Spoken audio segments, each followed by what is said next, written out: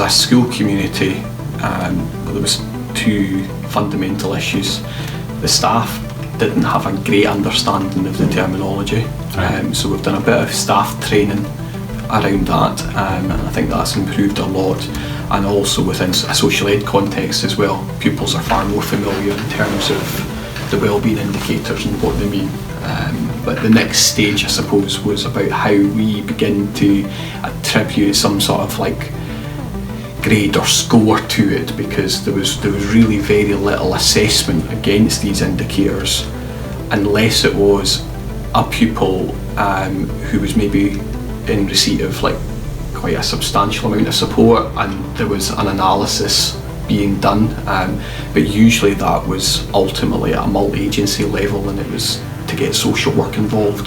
So at a universal level we weren't doing anything, to be honest.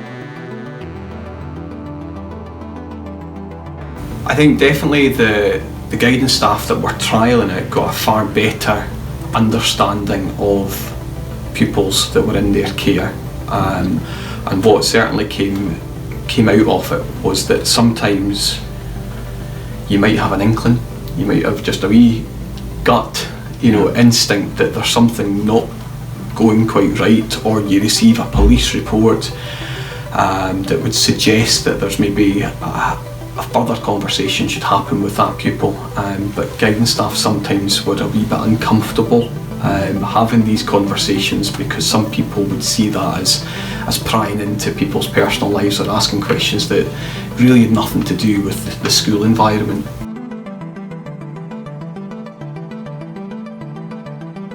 With the report that's produced with APPA, and then obviously with the questions that are suggested for the practitioner or the guidance teacher to go through and ask it made that interview, if you like, of the pupil a lot easier, because all you were kind of saying is, well, it's not me that's asking this question, it's like you've done this piece of work and the app suggesting that you've scored a little bit lower than some of these. I'm just going to go through a series of questions to try to ascertain why it's scored low.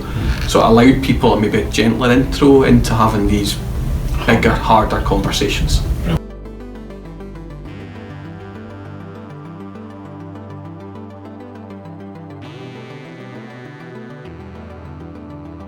We've got 5 official feeder primary schools, but this year we've got pupils coming from upwards of 20 different primary schools across the city and beyond.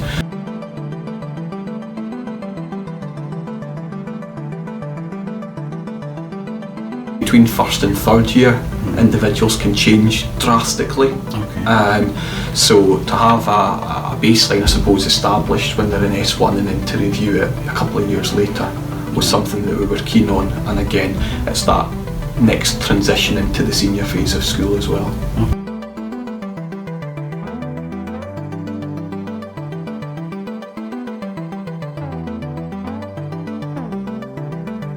I mean, as a mathematician with a stats degree, I like the analysis side of things. It makes it extremely easy. I think the way that the reports are generated, the way that you can filter depending on flags or markers that you put against pupils. So, for example, as the Child Protection Coordinator, designated manager for the school, all the sort of statutory requirements that allows me to track these pupils a wee bit closer as well.